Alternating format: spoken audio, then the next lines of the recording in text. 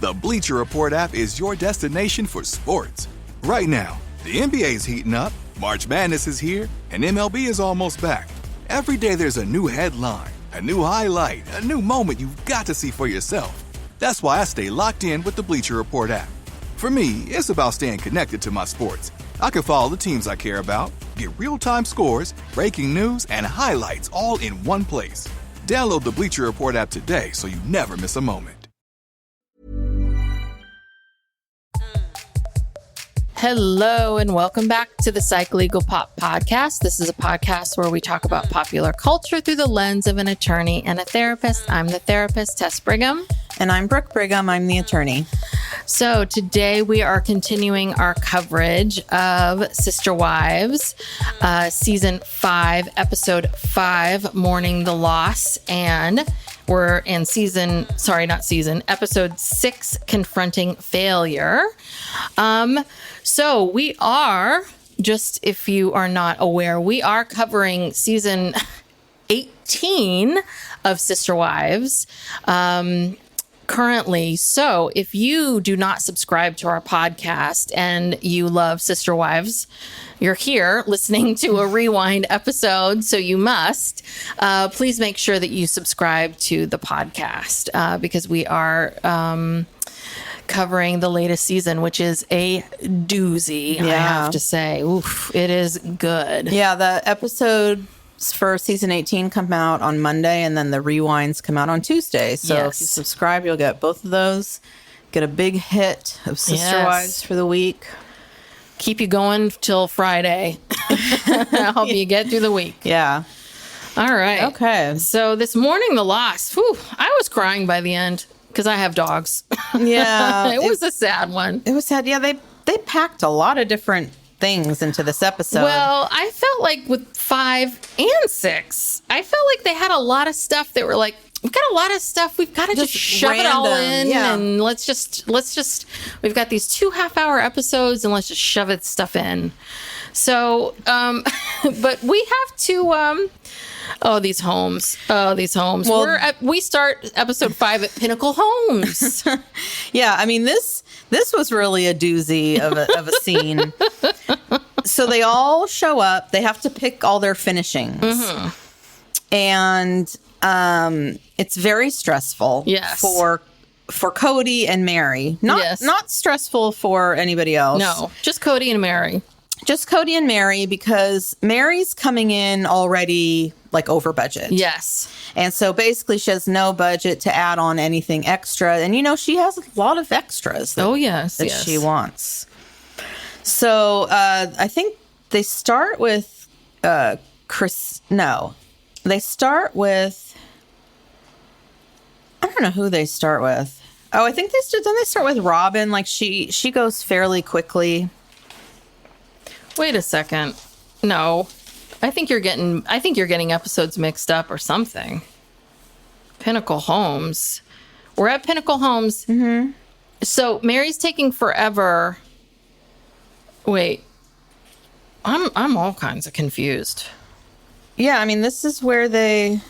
Is this where they pick out the furnishings? Okay, go ahead. So I'm so confused. Yeah. They're ahead. They're all there. Uh-huh. And Kody, it's very tense because he just wants them to make these decisions quickly.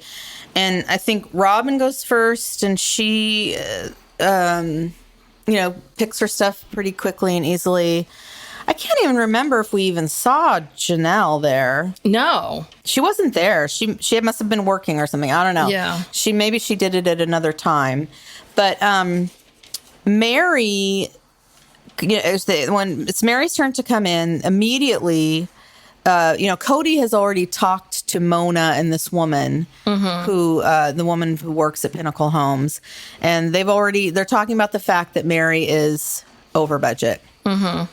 And so when Meri comes in, they're kind of like, well, you're over budget. You really don't have much to work with here. And, you really can't afford. What's wrong? Nothing. Go. Keep going. Oh, okay. You really can't afford to add anything extra. And she immediately starts getting upset and saying that she still wants to go through all of the options. And then she says, pass on me. I can't handle this. And so then they bring Christine in, and Christine is under budget. And then Kody has the audacity to say, well, maybe you could give your budget over to Meri. Yes. Because she needs it. And Christine, to her credit, kind of looks at him and says, no, I want to use this extra money to get this stone finishing on the outside. And I just thought that was terrible that he asked her to do that. That was the worst. Yeah. I can't believe he did that. Yeah. I'm looking bizarre because I know I wrote all this down and it's not in my notes at all. I know the scene. Yeah. I know exactly what you're talking about, but there's nothing written down. It's bizarre. Okay, keep going. Okay. So Christine says no. And, she picks all her stuff. She finishes. Meri then comes back. Mm-hmm. And she's still stressed out, and she brings Robin with her. Yes, as backup, as her emotional support. Emotional support person. And I don't know. They go through some more stuff. Basically, what it comes down to is Meri is going to have to come out of pocket with $46. Is that the whole? Isn't that? No, it was like $4,000. Oh, it was. Yeah. I thought it was $46. I think it was $4,600. That's what I thought it was. Yeah. And I was like, God, why are they being so ominous about $46? Yeah. And so Kody starts, suggesting things that she could cut. Mm-hmm. He says, let's eliminate the French doors. And then she says, I am not having a sliding door. I hate them. She's so emotional about these options, about these cuts. Yeah. Well, and the best is she keeps talking about we're going to be here for a long time, and of course we all know they aren't. It wasn't that long. It wasn't that long, but I mean, and I understand at the time you feel like you're going to be there forever, but she really, whew, boy. Yeah, she was really, really upset. But I mean, what did you expect, Meri? Didn't she know she was over budget? I mean, I don't know, because no, she didn't, because when she came in, she didn't know, because and I don't know. I don't know. I don't know if Mona and what was the other woman's name? I don't know. I didn't write it down. I don't know if that was the right thing to do or not, for them to say something to Kody about it or not. But she didn't know she was over budget. She was so taken aback when she walked in that door. Yeah, and she said she could tell that they were talking about her before she came in. So she was very defensive and very upset because she really wants these things. And, she's got to figure out a way to get it. So I guess she's going to have to come out of pocket for... it's not that much. But they also talk about how, they're stressed out because this whole financial stuff is still looming. They have to maintain their credit. Yes. They still haven't gotten final approval for the loan. They just got a pre-approval. Mm-hmm. And so that's stressing them out as well. Yes. So I think that was it. Mostly the entertainment was, this interplay between Meri and Kody, and Kody just wanted to get this all over with. Yeah. And he knew Meri was going to be a pain in the ass, and he didn't help. So, oh my gosh. Then we completely shift gears. Yes. And they start talking about their dog, Drake. Now, I swear to God, I have never seen a dog on this show. Yeah, I know. Ever. Mm-hmm. And they're talking about this is the family's beloved dog, Drake. It's like, I literally have never seen this dog before. Yes. In 5 seasons. Yeah. We did see the dog once, and I think in season 1 that people infamously think that Robin kicked the dog. Mm-hmm. This might be Drake, that she may not. I think she was just blocking him. Yeah, again, Robin's not my favorite person, but I don't think she was kicking the dog. I think she was just kind of putting her leg out to block the dog. But I think that might have been Drake. But yeah, for as much as you all love this dog, I've never seen this dog ever. I've never seen you play with this dog or do anything with this dog. But apparently Drake is 12. And for a big dog, that's old. And apparently he had just, I guess, must have gone to the bathroom on the floor. Yeah, Mary's cleaning up, pee or something from her carpet. And she wants to put him down. Yes. Because Meri is not, I'm sorry. This is just the energy I got. Meri is not going to be having this dog, incontinent dog, peeing on her carpet. And definitely not in her new house. Oh, no. Can't bring Drake to the new house. Oh, no. Not on those new rugs. No. And definitely nowhere near her wet bar. No. Not near the wet bar. So Kody says, you know what? I grew up on a farm. Life and death, cycle of life. It's a process. So he doesn't understand this is what I love about Kody. So of course, Meri talks to Leon about it and they're upset. They don't want to put Drake down. It's like, and Kody doesn't understand. I'm like, well, of course, why would 16-year-old, 17-year-old Leon want to put their dog down? Yeah. I'm like, duh. What kid wants to put their dog down? Of course Leon's upset about it. Of course. Yeah.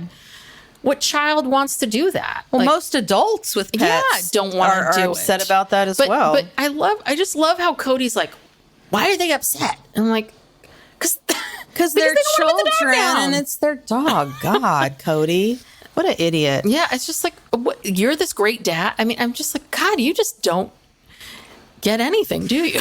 Well, yeah, and I just sort of felt like this was also hastened by the fact that they were going to go to Utah, I think, anyway, for some other reason. And what a perfect opportunity. We can take Drake back to Utah, to where he came from, and bury him there. So what they decide to do is they're going to have all the kids over to Meri's house and tell the kids that they're going to Utah and that Drake is not coming back, so that all the kids can say goodbye to Drake. And I assume they're saying that Drake's going to pass away and not going to come back. Yeah. Okay. This irritated me to no end. Did you see Aurora? Oh, she was the most upset. She was most upset. And then they're like, do you want to take pictures with Drake? Then Aurora's sitting there just posing for 19 pictures with Drake. I'm like, Aurora, again, you just got here. You've known this dog 2 years, and you are so fucking annoying. That girl is so annoying. She's a tryhard. She is such a tryhard, and she's such a kiss ass. That's why she and Kody get along so well. Yes. She's just like him. She is exhausting. And, I mean, devastated, and then she's sad one moment, and then the next moment she's smiling in these photos. I'm like, do you have an emotion of your own? Do you have a feeling or thought of your own? Yeah. I mean, Meri took pictures with all the little kids with the dog. The dog's probably like, what is happening now? Yeah. Why is this kid leaning on me? Who is this kid? She just got here. I know. Why is she upset? The dog doesn't like Aurora.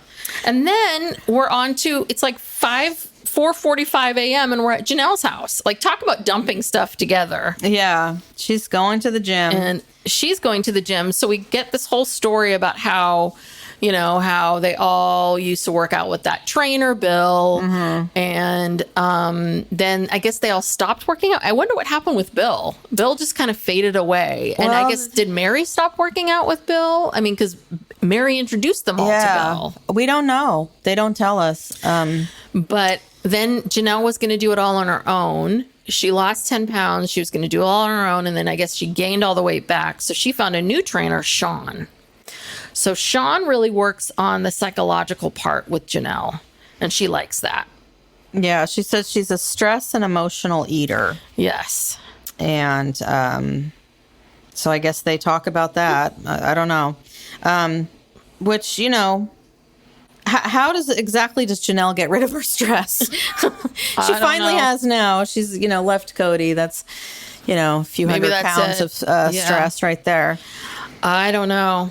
Maybe we'll see it now. Yeah. So she says she wants to lose 100 pounds, which, that is not easy. Yes. So now we're back to Kody, Meri, and Leon going back to Utah, and they're going to see a vet. Well, first, Kody says that it's safe for them to go back to Utah now because the investigation has been dropped. Yes, this is the first time Kody's been back. Yeah. Dun, dun, dun. So they're going to go back to their old place. So I guess Meri's sister and brother-in-law live in the house, Rebecca and Nathan. So are they also a plural family? I don't know.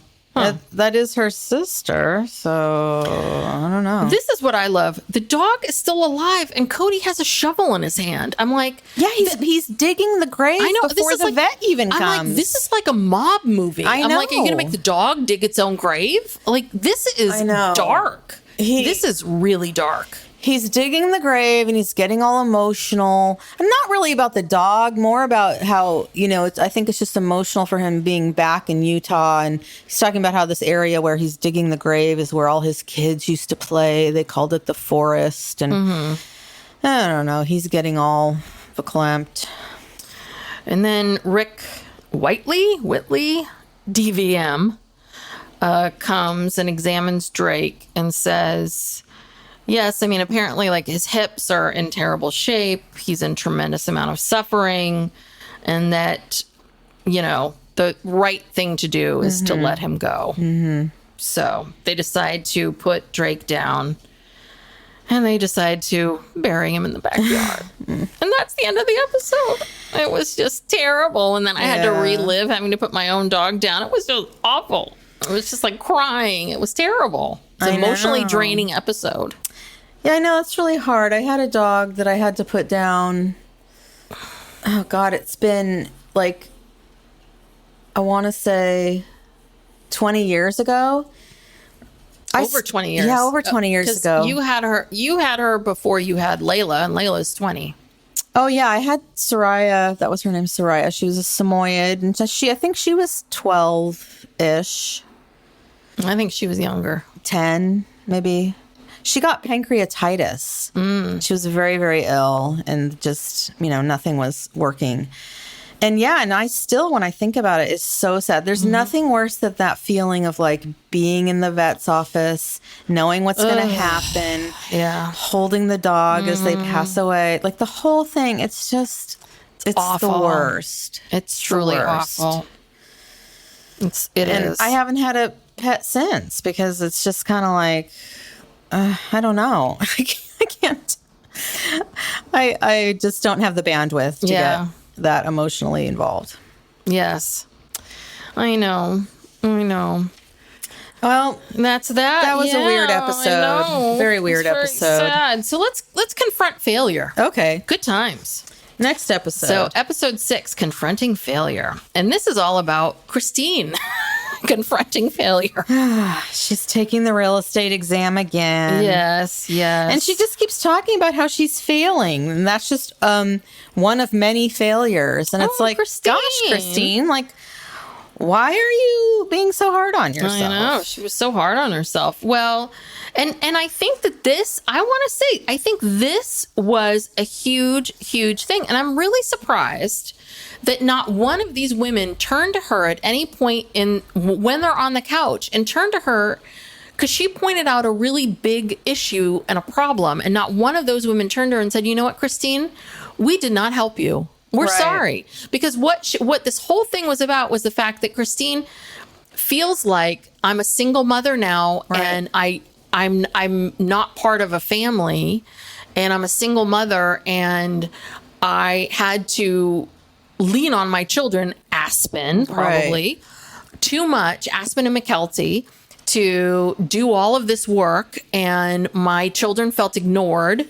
And, and I have a 2-year-old. And, I didn't see Robin wasn't ever calling her up saying, do you need me to take Truly for help? You? Can I take Truly for 3 hours on an afternoon? Because Robin has Solomon. And a nanny. So could the nanny and I grab Truly from you for 3 hours so you can get a solid 3 hours studying done? Yes, she can't study because Truly is just right there at her feet. And anybody who has a child knows that you cannot study with a 2-year-old. No. Come on. Also, and she's mentioned this several times, and you're right, not a single person. And Meri... And Meri said nothing. Has time. And Meri has nothing but time. She could watch Truly. Yeah. Nobody offers the help. And Christine I don't know if she ever went to anyone personally one-on-one and asked for help, but she's asking for help now on the couch. And you're right, they're so compartmentalized, and everyone just is doing their own thing. And mind you, the thing with Janelle, it was always Christine helping Janelle with the child care. Janelle does not help with child care. I don't think if it was an emergency, I think she would do it, but I'm sure Janelle never offered to help either. Yeah, that was the other thing, too, because there was a comment that was made, and I think it was in last episode, that whole section that I swear to God I wrote all that down, but was about Meri in the house, right? Where Janelle said, we are all doing the same, or Kody. Someone said, we right now are all doing the same job, i.e. TV show, multi-level marketing. So for the first time, all 4 of them are doing the exact same job. 5 of them are doing the exact same job. So you're all on a even playing field right now. Right. So Janelle, you could have very easily also offered. So when Christine's saying all of this, not one of you turned to her and said, you know what, you're right. Yeah. I never thought, because I can see out of sight, out of mind. I could understand if I was in Janelle's position, where I didn't know, like, oh, Christine's studying for the exam. Oh, that's so hard. She has all those kids. And then I have 6 kids too, and I get back into my life. I can understand if I was Janelle, because we don't live together and I don't see it, I wouldn't know what's going on. That's very easy. But this person just told you about it. You don't turn to that person and go, you know what? You're absolutely right. I didn't even think about it. But I was amazed that not one of them, and Miss Robin, I know everything about plural marriage, and I want to be on the porch, Yeah, and I want sister wives, and we're going to raise our children together. Yes. And I want to be on the porch. Well, you can't get to the porch unless you go through all the hard work and the hard times and the years. You claim that you're always thinking about each other. You're always thinking about this stuff, but you're never. That's exactly what Christine was saying about you've never lived plural marriage. Right. You do not know how to think about anybody but your fucking self. Yeah. I was so annoyed by that. But anyway, so she didn't pass the real estate exam, and that must eat her that she got a 73 out of 75. That must be so. Yeah. It's almost like you want to get a 60. Yeah. If you're going to fail big. Yeah. So. And then randomly, I guess not. Anyway, here's another random scene where they're breaking ground on the houses. Oh, so they all have to go back. So they have to take everybody back, take all the kids back so that they can see the bulldozers. It's one bulldozer. Or an excavator. Getting a little bit of and you know what? I bet you anything. It was like, oh God. They called up the construction the Browns want to come. Can someone come out and then they got one guy to come out. Yeah, because that did not look like anything was starting. It didn't look like breaking ground. And I guess the teens are starting to believe that this may be happening. Yeah, kind of, sort of, but they're sort of. And then did you notice on the couch in the couch interviews? Let's write this down. Meri, she's real orange. Really orange. Yeah, this is her Trump level orange. Heavy orange phase. This is this is her orange period. Yeah. Anyway. So, and then we go through this whole thing again. Well, we still need to qualify. Yes. We're not out of the woods yet. We're not out of the woods yet. We still need to qualify. Even though we're arguing about French doors. French doors or sliding doors. Yeah, exactly. Might have no doors. And then we're on to McKelty wants to be a world-class fashion designer. And now we've shoved this in. This seemed to be, again, random. Yes. So, yeah, they hook her up. They're going downtown Las Vegas to the place is called Emergency Arts, which is I didn't even write that down. Strange name. Yeah. To meet a real-life fashion designer. Now, this fashion designer, Jennifer Henry, does not look like a fashion designer. She's dressed like an attorney. Yes. Literally. Yes. She has a black suit on and a striped dress shirt. She looks like, yes, a lawyer. This is not, fashion designers don't look like this. So yes. This is really suspect. And McKelty got all dolled up for this. Her hair is all curled up. In a million curls. She actually looks like a 40-year-old woman from New Jersey. Yes, she does. She's got on some weird outfit, not fashionable. Well, no. And she definitely has like fake hair because that's not all her looks hair. like extensions. Yeah. She got some pieces put in her hair. Yeah, she has huge hair, real big hair, all curly. And so they're just kind of standing in this hallway, and all of a sudden this model comes out, and she was basically in a bra and a skirt, and Kody freaks out. Yes. He has to leave, and it's like, it's no different than seeing a woman in a bathing suit top. I mean, she was completely covered from the waist down, and then just had on a bra. Yes. And he flips out. He's like, I can't see, he had to leave because he's a gentleman.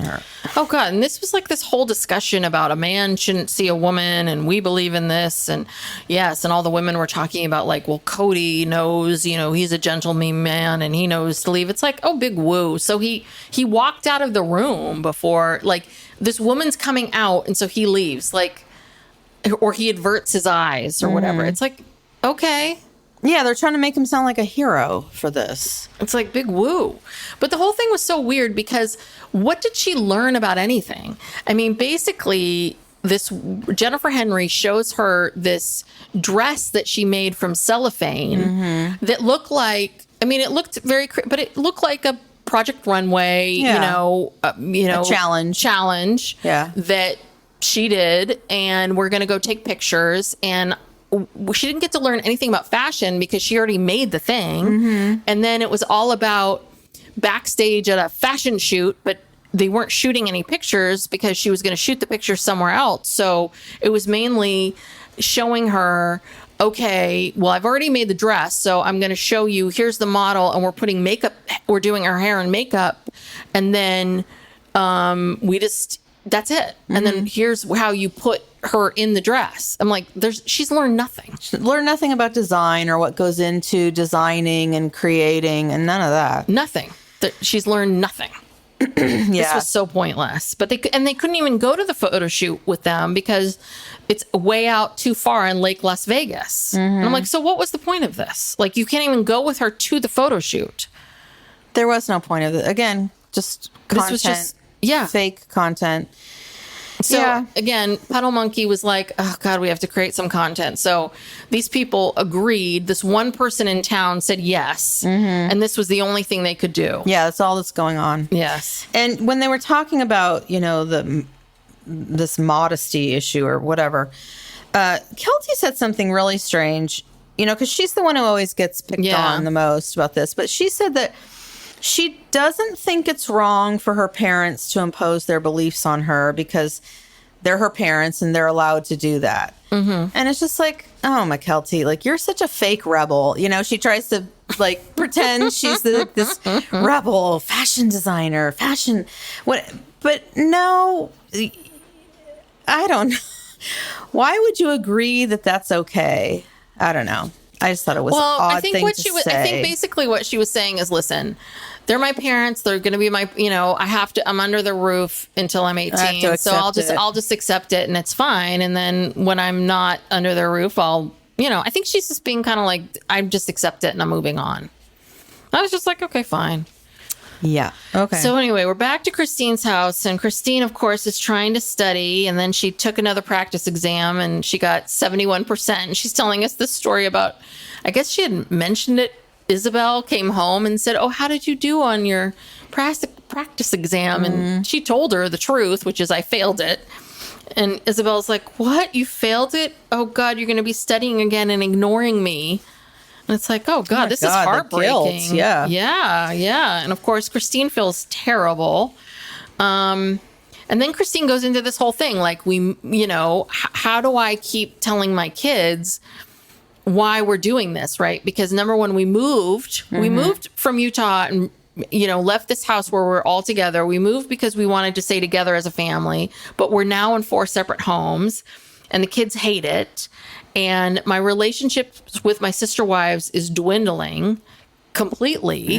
And And now I'm ignoring my kids, and we're trying desperately to do all this stuff to keep us together, but it's getting worse. But we're not going to dwell on that, because next it's Sister Wives Closet. We've got more to do. It's launching online. Oh my God.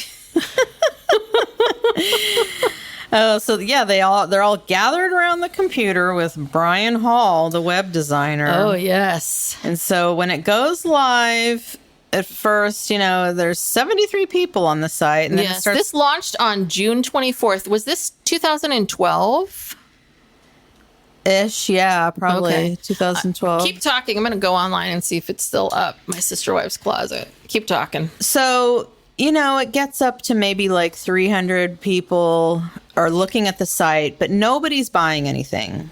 No orders. And people are commenting on the site that the jewelry is too expensive. And at the end of the day, the first day of the launch, they got 28 orders. Oh, it's still up. Keep going. Well, that was it. Oh. Are they actually selling anything on the website right now? Yes, they are. They're all still on here. It looks like a pretty recent pic. But I mean, are they selling any jewelry? Yes. Hold on, let me look.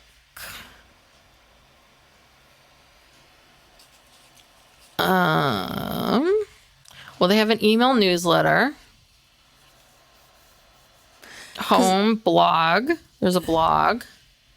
Because I don't think there's actually any products on there. Robin shares her DIY ornament. Oh, God.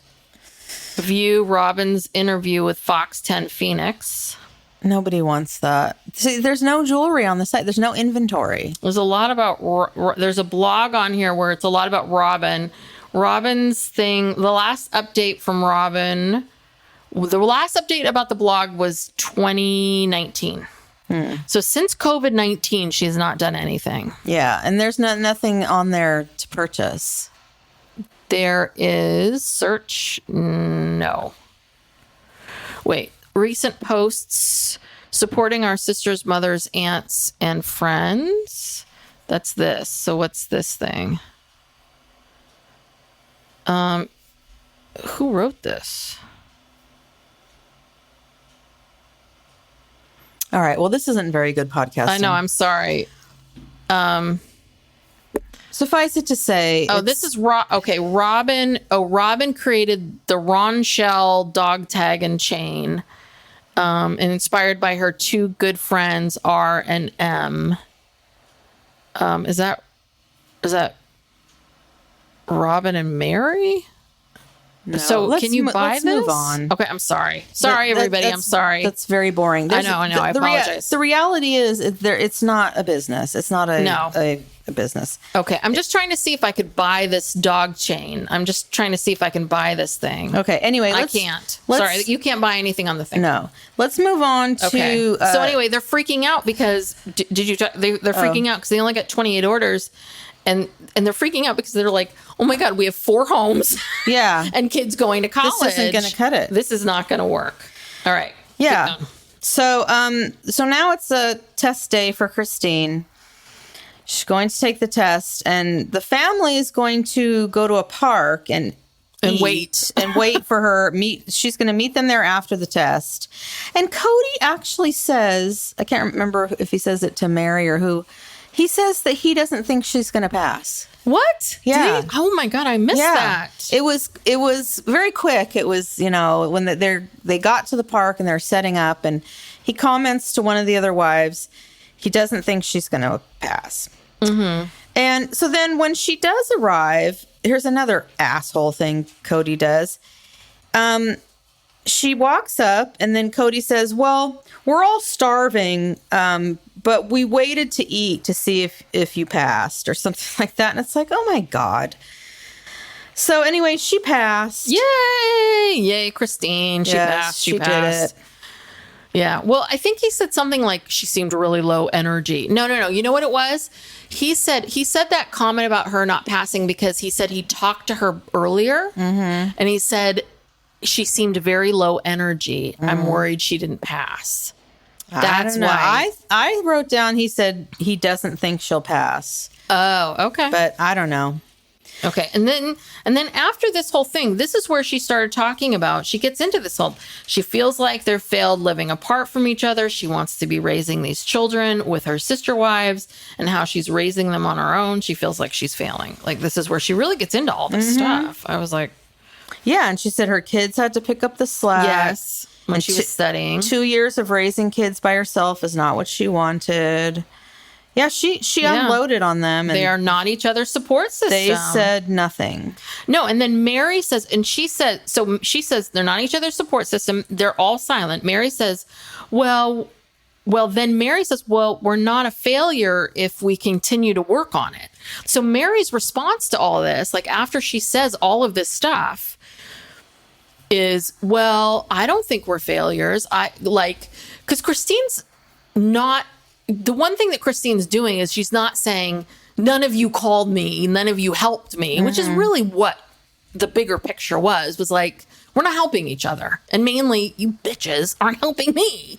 You know, I need help. I have the youngest child here and I need help. And I was going through something and you weren't here.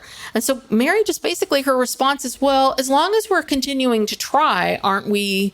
You know, that doesn't mean we're failing. And we all know how long Meri will just stick around and, keep trying. So Christine is just like, and she's exasperated by that. She's like, but this isn't, Yeah. No, that makes no I need sense. help like today. Yeah, that like makes, now. What is, I need affirmative relief. I need somebody to say, hey, I'll watch your kids, or how can I help? What do you need? How can I support you? She's like, but this is why I chose this life. This is why I chose this life. I don't want to raise my kids by myself, and we don't reach out for each other and ask for help, and what is happening here?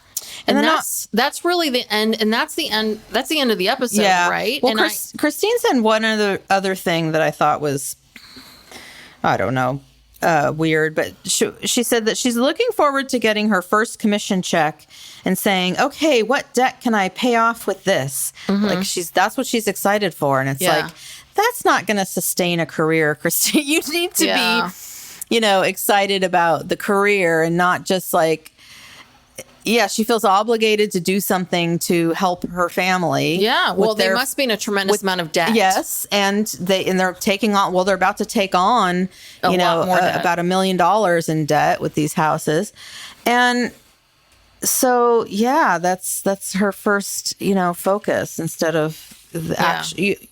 You're not going to make a commission check until you actually get into your career and care about that. Like that's your priority.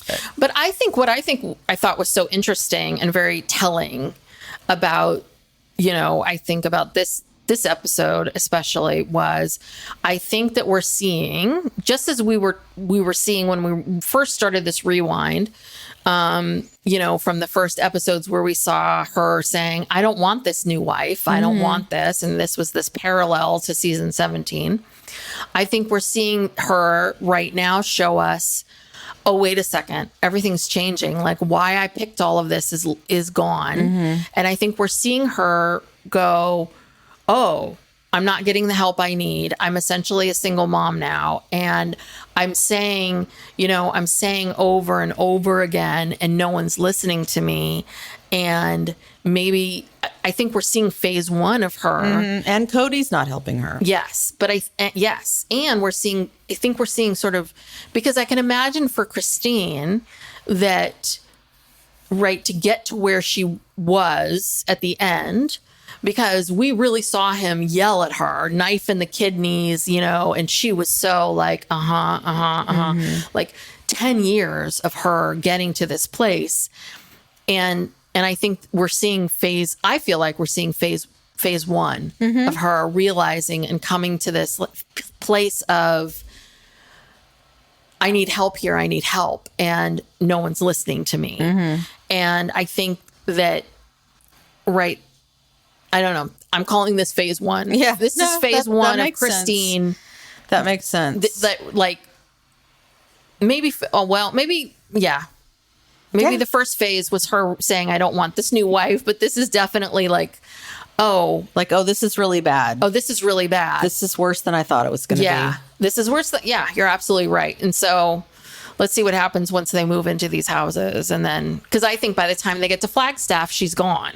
Yeah. And it was never going to come back. But I think she had hope now. She had hope. You could see the hope. She had hope for change, and she's asking for change, and she's wanting change, and she's thinking things can change. Mm-hmm. But this was the moment where they could have changed it with her, and they just refused. They just ignored her. Yeah, they ignored her. Thank you. Yeah, exactly. Yeah, Jesus. Okay. All right. Well, oof, boy. And you know what? And a lot of people, and I like Janelle. I think I'm a fan of Janelle, but Janelle also didn't help her. No. She didn't step in and help her either. No. So anyway. So thank you so much for tuning in. If you like this podcast, please give us a 5-star review so that people can, it always helps us and helps boost the ratings so people can find us. If we are not your cup of tea, hey, we get it. Just don't give us a review at all. Just pass on by. And as we said in the beginning, please, if you're enjoying this, please subscribe. That way you don't have to think to yourself, hey, whether or not you need to download this episode or our episodes. And we're on social media, Psych Legal Pop on TikTok and Instagram. So please follow us there. And I think that's it. Yeah. So rewinds on Tuesday, new episodes of Sister Wives on Mondays. Yep. All right. All right. See you soon. All right. Bye. Bye.